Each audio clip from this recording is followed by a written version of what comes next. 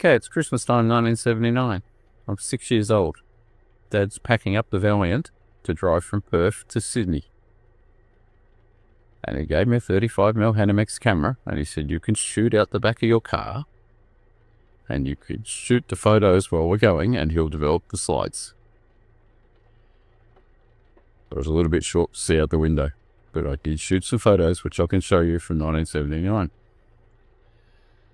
Then when I turned 15, I'd been studying photography for a year at high school with a K1000 that I owned, but Dad passed away.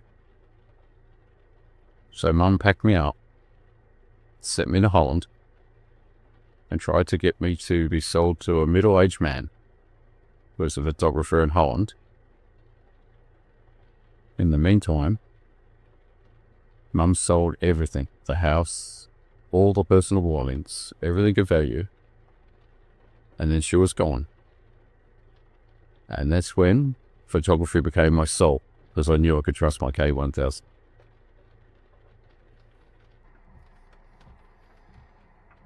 So it's 1979. It's November, just before the start of December. And I didn't realise that was going to be a bad month due to that. That was in the Navy. He said, we're moving from Rockingham over in WA, and we're moving over to Liverpool in Sydney. I had no idea. I just finished my first year at school. And quite literally, I thought Australia is surrounded by water. This is what they taught us at school. So I thought WA was surrounded by water, and I saw Bilgungallow bridges. Dad gave me a 35mm camera, a Hanimex. It's a quite popular camera in Australia back in the day. And he said, while we're driving,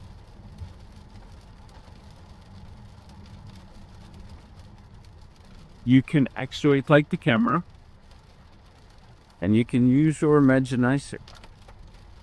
But that was only after I actually asked him, what do you want me to do with it? I'd seen Dad use a camera my whole life. That's the photographer. But he gave me this camera and he said, look, I can't tell you what to take photos of. You have an imagination. You take what you want to take. It's your camera. It's your photos. That's a rule that I've carried for my whole life. I don't listen to YouTube or Instagram or try and follow the styles of everybody else. I love Alex Webb. I love a lot of photographers. But I don't want to clone their style of photography. I just want to learn from them. So it's 79. We're traveling across Australia in a Valiant. You know what a Valiant is? You'll know exactly what that's like in the summer months of Australia. We had kangaroos. We had donkeys. We had everything you could imagine. And of course, the Valiant broke down as many times as you could imagine. Every roadhouse, it felt like we were actually stopped to do something. Radiators and everything was banging up on the car. But Dad was a boilermaker, so he knew how to fix things. Eventually, nearly 3 weeks later, we reached Sydney, King's Cross, staying in a motel. And I've got over 100 photos from my shooting. And lucky for me, that's safe. Welcome to POV right the Melbourne.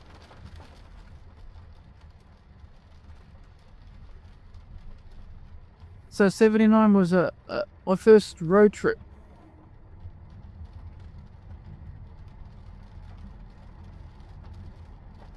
Then we fast forward to 1988.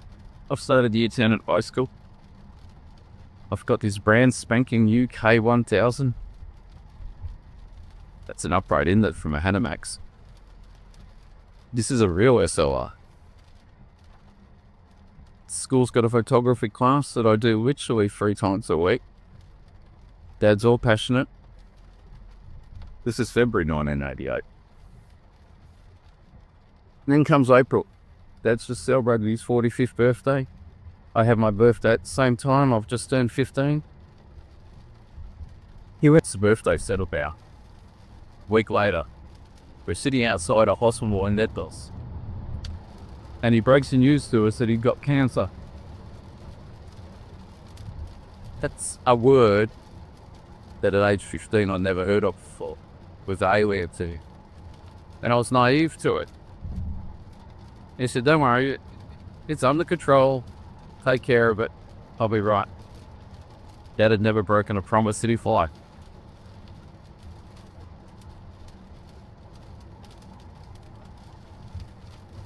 We get to August 1988. My photography's going fantastic. I've figured out post-focus, depth of field. I'm shooting everything with manual focus, of course. I've mastered the K1000 in this months. And photography was just becoming part of my soul up the snore. I knew it found what I wanted to do in my. August comes around. Dad says his cancer's cured. He's coming home. He'd been spending most of his time in old school. But something is wrong. We get to September, only 4 weeks later, and we had a nurse coming around each week, and she'd moved in by this stage. This is where we find out that Dad's cancer was back, he hadn't been cured, and he couldn't be cured. So that starts a 3-month journey that gets us through to December the 9th. Dad passes away. I'm by his bedside when he passes away. Not something you expect. Yeah, I didn't hold it against him, but he'd finally broken a promise. I took my K1000. It was our school excursion day. And we went to Rottnest Island. And I shot photos on the island. It was me escaping from the pain there. I didn't know how to deal with it. His funeral comes around on Tuesday. And this man named Chris, who was seen off and on at our house, was at the funeral. My uncles and my aunts weren't too impressed by the whole notion of what was going on. Once again, I'm 15. I'm a few months away from 16. But I'm still as naive, still wet under the ears. Very much like this weather out here in front of the car. Chris had organised with my mother to basically sell me off. I was a commodity that he didn't want in life, and Mum was an asset that he wanted to drain the banks off. So Mum and me went to Holland. This is the start of February, 6 weeks after Dad had died. And we stayed with a man named John. John was a chemist, a pharmacist, working in a chemist. I will say in Koog and Zaan, which is about 16 kilometers north of Amsterdam, just outside of Zaan. John could speak English. He was 45 except age of my father. And he was a keen photographer. So we were 2 peas in a pod. I got on really well with you. I may not have had my photography school lessons, but I had John, and he could teach me what school had never taught me. And we travelled around Holland for 2 months. I slept in the attic. And John and his parents as well were still living at home. John had never been married. He never had kids. And he had his parents staying in one set of rooms. Mum stayed in another downstairs room. And John was basically a mentor for me for 2 months. I didn't realise that I was... know is where to put it. But that I was actually getting sold off. That Mum was trying to pair me up with a new father so that she can come back to Australia to be with Chris. Chris is back in Australia. He's taking care of Dad's house. He's got it on the market. He's selling all the assets in the house. He's getting everything completely cleared up. Acting as Mum's guarantor, I guess, in a sense, acting as a broker. We're coming up to April, my birthday's coming up. Mum said she's going back to Australia. And I said, when we're going? She said, well, I'm leaving you here. This just blew me away. I've never got along with my mother. There's a whole horrible story behind that, but me and my mother have never got along. And it used to annoy my father. But I can't deal with a woman who is as violent as my mum. So we never got along. And she said, well, she's going back to be with Chris, and I could stay with John. You're a Dutch citizen. It's perfectly legal. My mum wasn't a Dutch citizen, but I was. And you can stay here. And I said, no, I'm coming back to Australia. She said, well, you come back to Australia, you're not living with us. And I said, that's fine. I'm not staying here. I'm going back to Australia. So my 16th birthday, we got back just in time for that. I was living in cardboard boxes at the back of the supermarket and going to high school at the same time. Eating out of soup kitchens, the Salvation Army. But still had my K1000, I still had my camera. And camera became my soul. I keep saying that, but photography just became the backbone of my life. I worked at the service station.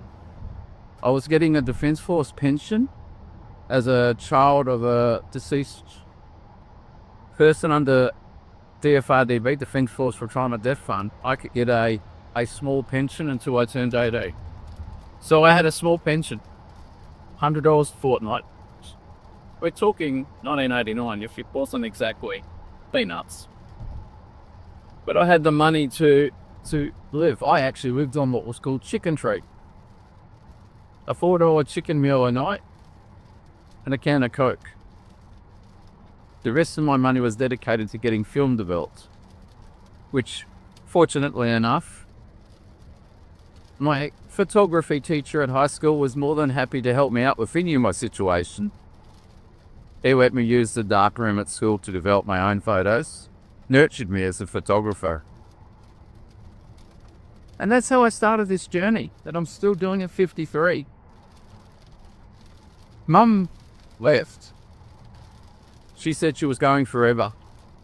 And from the age 16, I was an orphan. Dad was dead and Mum was gone. I never saw her again. But that was Mum. She didn't want children. She made that clear to me right from when I started primary school. That she hated having a kid. She never wanted a kid. She didn't want children. And she got away when Dad died. But that's not a pity story. It's not feel sorry for me. It's nothing like that. It's just life. You take what is dealt with to you. You know, you get a hand, you play your cards, you stay on your path. Now I could have stayed in Holland. I would have seen the Berlin Wall fall. John had made plans for me to have a job in Alkmaar. There was a newspaper cadetship up there. All this was sorted. But I was homesick. I was living thousands of kilometres away from where I'd grown up, and I wanted to come home. I'd much prefer to be in Australia than in a foreign place. I'm heading towards retirement now, and I still feel exactly the same way. I want to live in Australia. I don't want to move overseas. I want to retire here as a photographer. I want to develop my skills. And that's what this channel's been all about, is my photography. I don't follow trends on Instagram. I don't follow what YouTube people with 50,000 followers or 100,000 followers tell me to do as gospel. Because if they're real photographers, they will tell you to develop your own style. But I take on board what photographers say on YouTube. I take on board what vloggers say on YouTube too.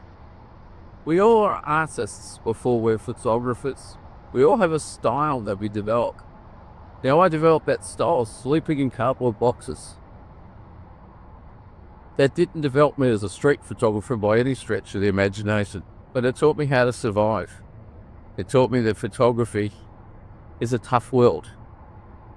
And being a freelance photographer, which is what I call myself, I'm a freelance documentary photographer.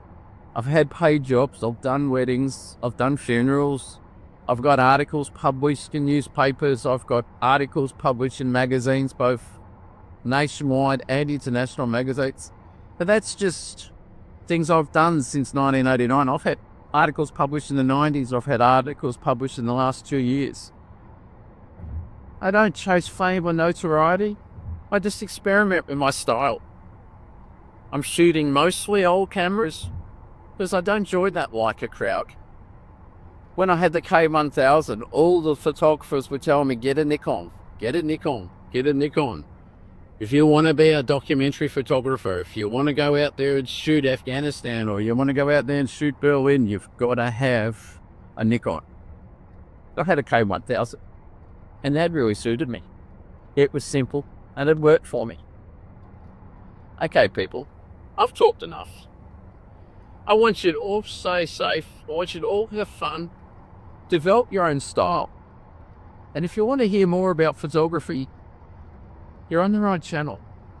Because I'm not going to give you crappy news about you should go out and buy the latest camera.